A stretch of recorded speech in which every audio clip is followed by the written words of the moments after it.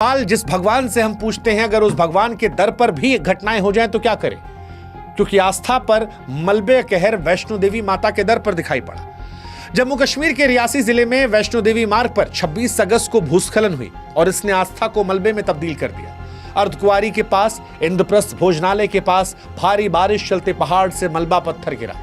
उस समय सैकड़ों श्रद्धालु जय माता दी करते हुए माता वैष्णो देवी के धाम जा रहे थे, लेकिन अचानक से इस हमले में 34 लोगों की मौत हो गई। 18 महिलाएं थीं, 20 से ज्यादा लोग घायल हैं, कई मलबे में फंसे हो सकते हैं, परिवार के परिवार खत्म हो गए। एक प्रत्यक्षदर्शी ने कहा कि मैं दर्शन करके लौट रहा था, लोग चिल्ला रहे थे, मैंने देखा पहाड़ से बड़े बड़े पत्थर गिर रहे थे, मैं तो बच गया लेकिन मेरे पीछे कई लोग मलबे में दब गए। यह हादसा नहीं बल्कि लाखों श्रद्धालुओं के लिए सदमा है जो आस्था के साथ मां के दर्शन करने आते हैं। मृतकों में उत्तर प्रदेश, राजस्थान, पंजाब, दिल्ली, महाराष्ट्र के कई लोग शामिल थे। जम्मू कश्मीर में रिकॉर्ड बारिश हो रही है। 380 मीटर बारिश जो 1910 के बाद सबसे ज्यादा थी, नदियों को तूफान मिला दिया। झेलम, तवी, चिनाब नदियां आज खतरे के निशान के ऊपर बह रही हैं। जम्मू कटरा हाईवे बंद है, 58 ट्रेनें रद्द हैं, कई पुल बह गए हैं। वैष्णो देवी की यात्रा स्थगित कर दी गई है और श्रद्धालु जम्मू रेलवे स्टेशन पर फंसे हुए हैं। एक यात्री ने कहा, हम 2 दिन से कटरा फंसे थे, हमसे कहा गया जम्मू से ट्रेन मिलेगी, लेकिन कोई साधन नहीं है। जो बचे हैं वो घर कैसे लौटे, उन्हें ये तक पता नहीं है। यही कहानी हिमाचल की भी है। वो सुंदर सा प्रदेश जहां भारी बारिश और बादल फटने घटनाओं ने जनजीवन को तहस नहस कर दिया। हिमाचल में फिलहाल रेड अलर्ट है। जून से लेकर सितंबर 2025 तक 91 फ्लैश फ्लड, 45 बार बादल फटने घटनाएं, 95 बड़े भूस्खलन दर्ज हुए।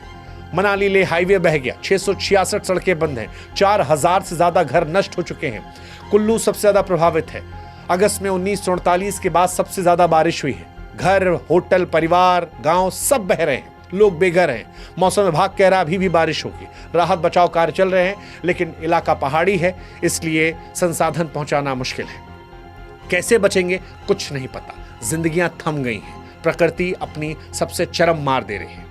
हालांकि पहाड़ी इलाके ही नहीं, शहर भी डूब रहे हैं। गुड़गांव, वो शहर जिसे आधुनिक भारत का प्रतीक माना जा रहा था, वो गुड़गांव जहां पर सैकड़ों करोड़ रुपए में घर मिलते हैं, आज वहां नदियां बह रही हैं। बाढ़ ने कहर बरपाया है।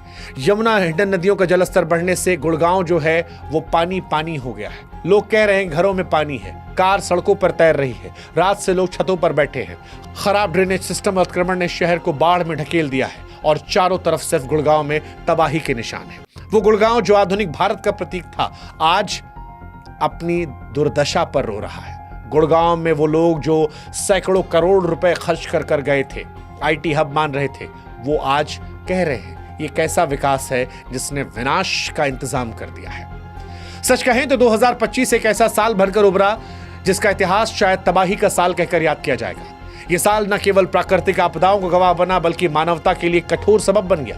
पंजाब की बाढ़, अफगानिस्तान का भूकंप, सूडान का भूस्खलन, हिमाचल का सैलाब, गुड़गांव का डूबना, माता वैष्णो देवी की आस्था पर मलबे का प्रहार, ये सारी घटनाएं एक के बाद मानो प्रकृति के क्रोधित होने का संकेत दे रही है।